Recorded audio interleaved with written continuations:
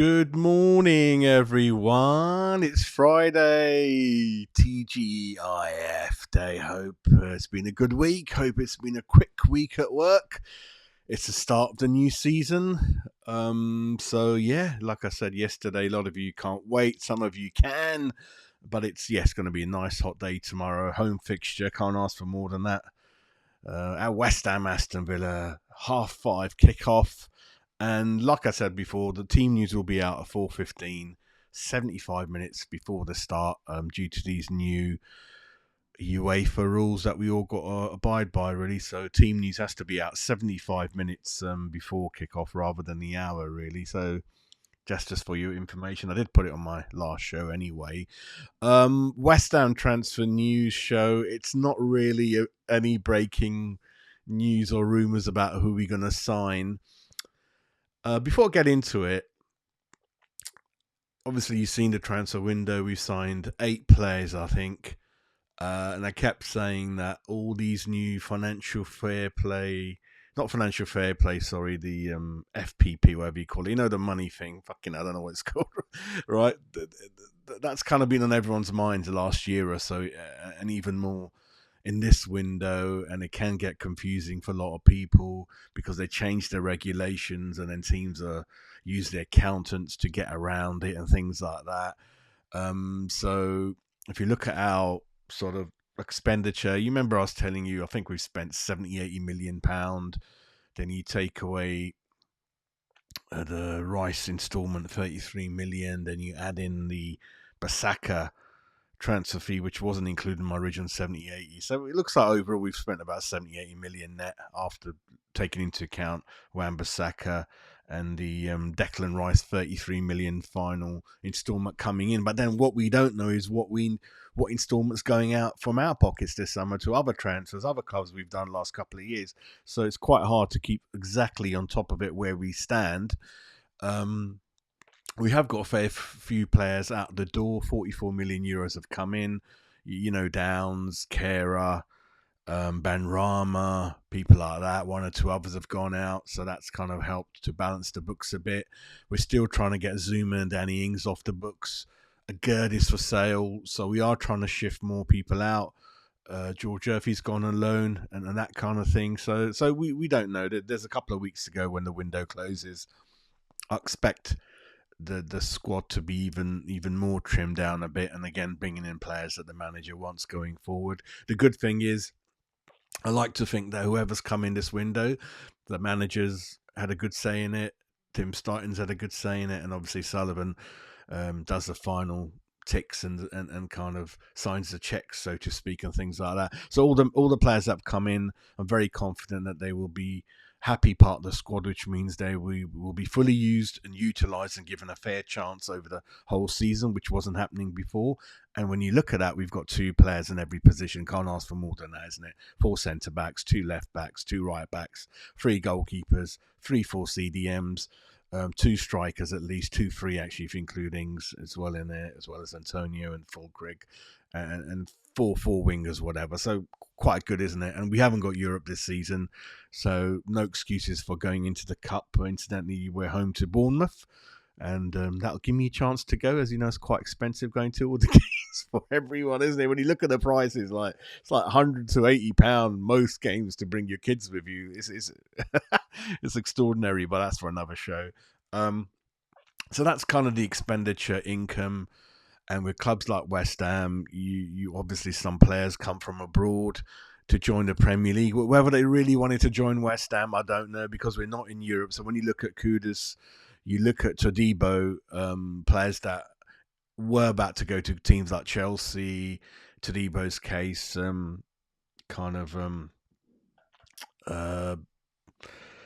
Juve and things like that. So when things don't quite happen, then they end up with West Ham for one reason or another. And then you always think back in your mind, and we're not silly, that they want to obviously settle down a couple of years in the Premier League, prove their worth like Kudus, and then move on.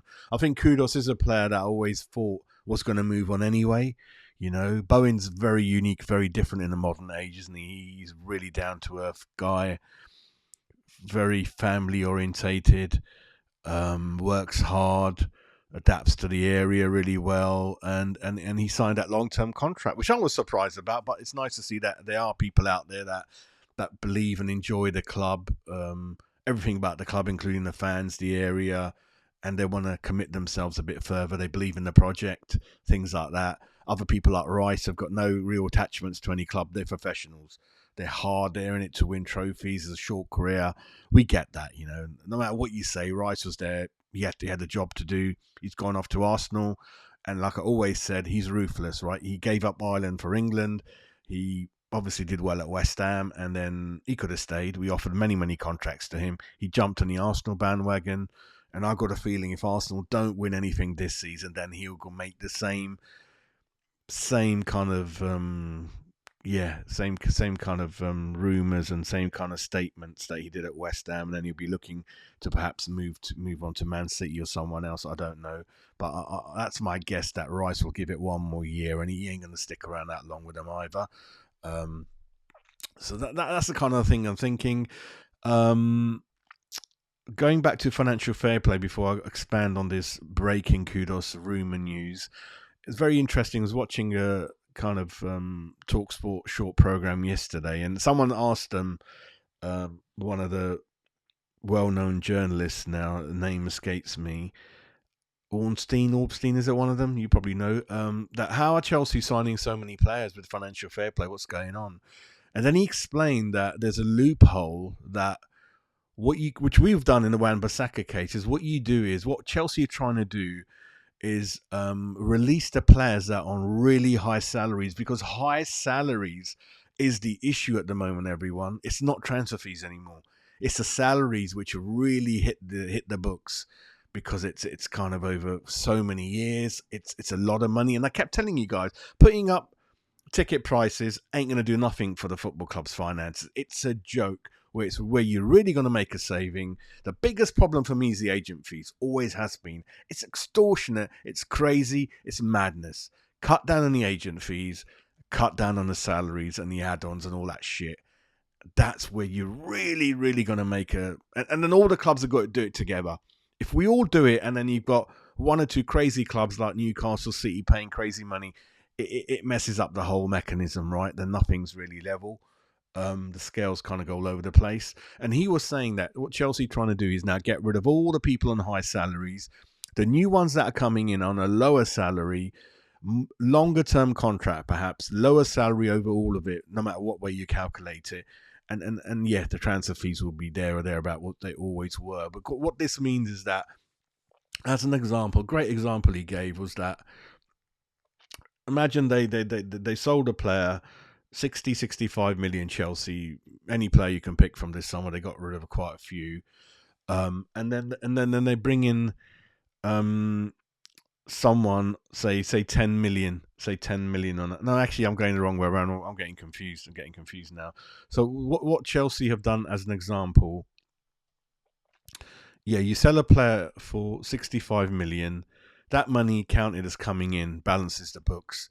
Then you go out and buy someone on a free transfer or a lower transfer fee, say 40 million. Even then that's going to show 65 coming in, 40 million kind of going out. So 25 million profit. But the wages you've saved as well, that's what affects the books, really. So it doesn't look like you've really done too much. So that's how they're doing it. Buy a lot more players on slightly less transfer fees if you can. If not, that's fine even. But the more players you get rid of, the better. And the less wages they're on. So wages is the one that's kind of hitting.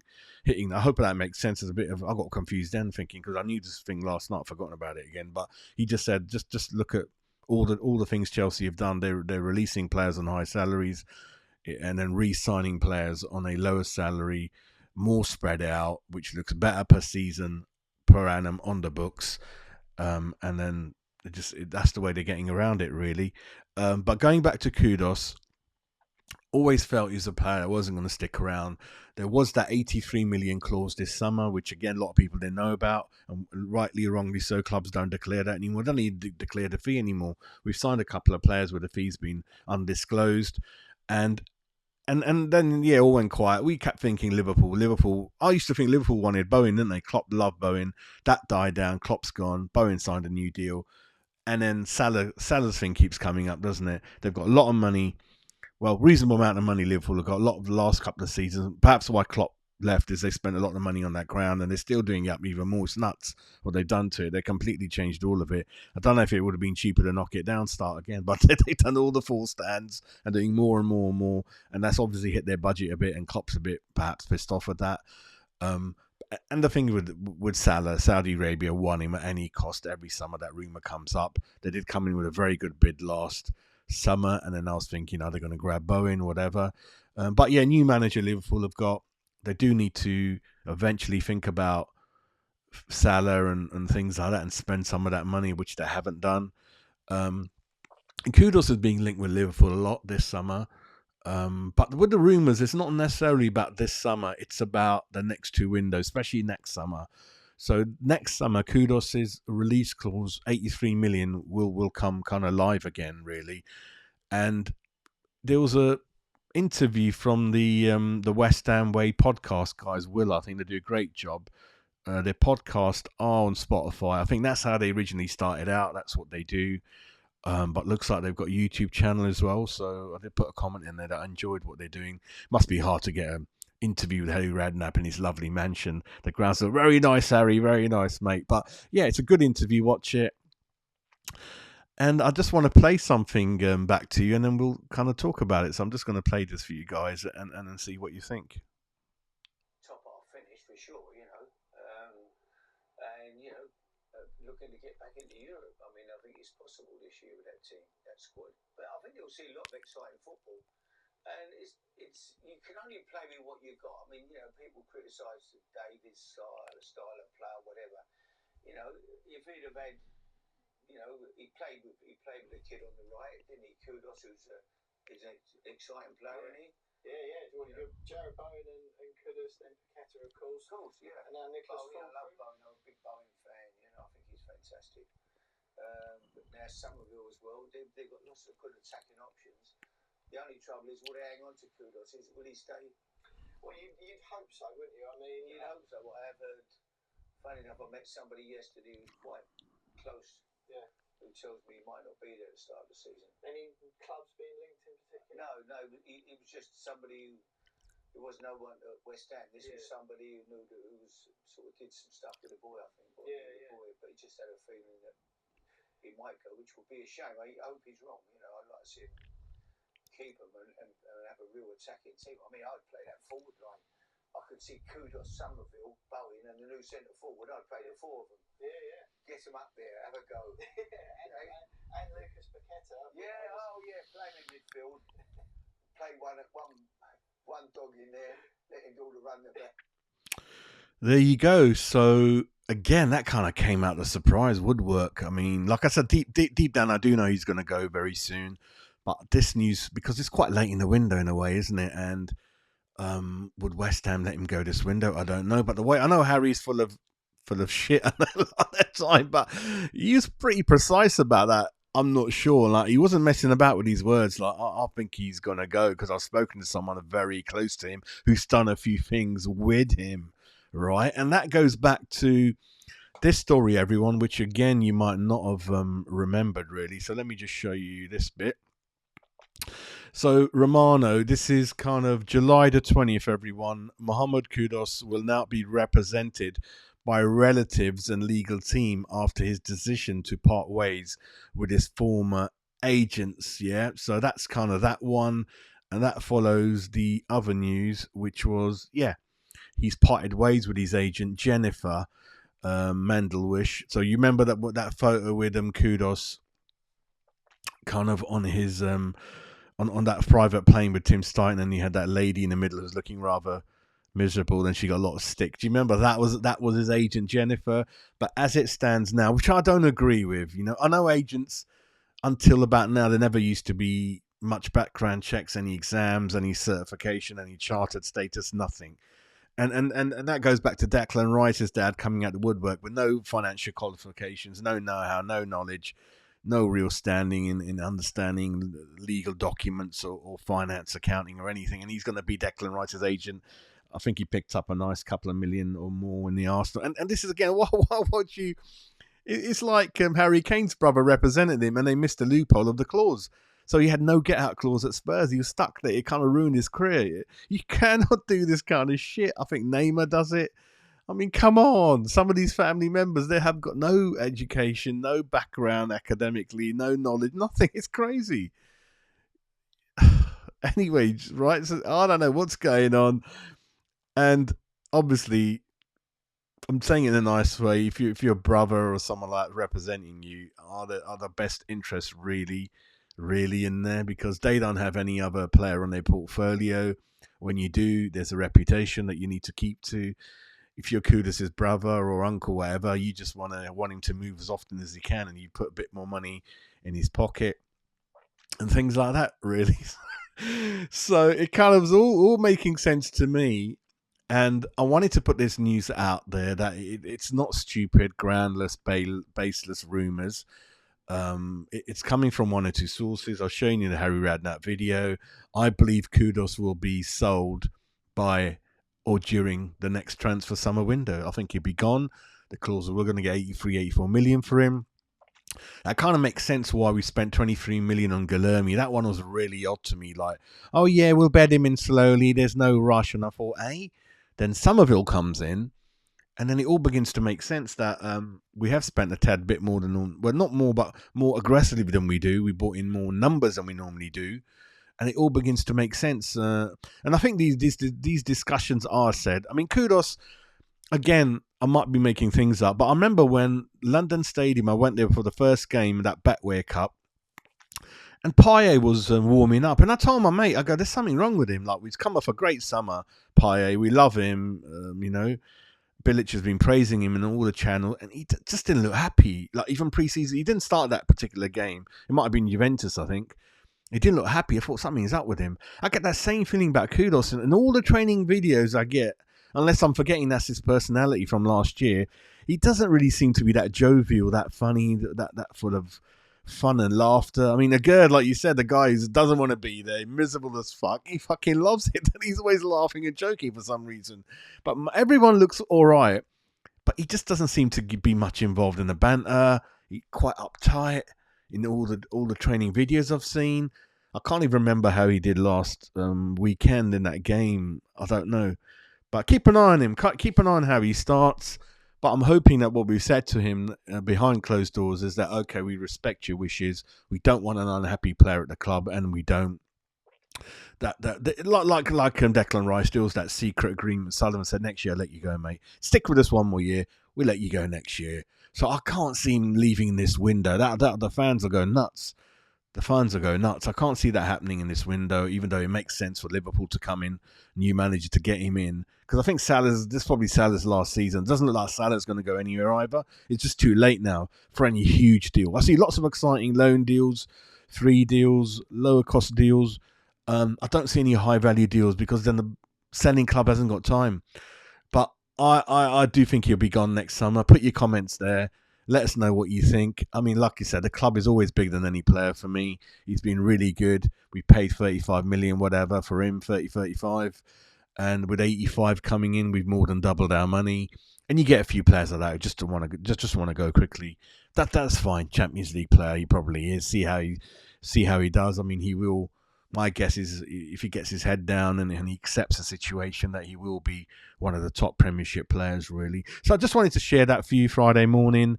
I do kind of believe in it, but I do think he'll be gone next summer. I can't see him staying beyond next summer. I'll be shocked. Unless, I mean, all things can happen. We can offer him a triple his salary, a longer contract. But then they always come with clauses. I hate clauses. Maybe that's the modern game. When there's a clause in it to be triggered, then not much you can do, really. But yeah, just wanted to share that with you. Unfortunately, it wasn't about anyone coming in. Although we are being linked with, what's his name? Carlos Seller, PSG. But we can't buy anyone at the moment unless we get rid of someone. Mubama, apparently having a medical at Man City. I don't know what that's all about. It's mind-boggling what's going on down there, really. But that's it from me. I hope you have a lovely, lovely Friday. And I'll catch up with them. I might do my morning chat program tomorrow, which I'll try to get out this season before the morning of every game. So catch up with me for a cup of tea. I'll do that one live, actually. I'll go live tomorrow morning. It'll be called the morning morning show or match day morning that I used to do, if you remember, really. So take care, everyone. Hopefully catch up soon with a video. Keep subscribing, keep sharing. I need to get to the 3,000 subs. It's going to get close. It's going to get close. Take care.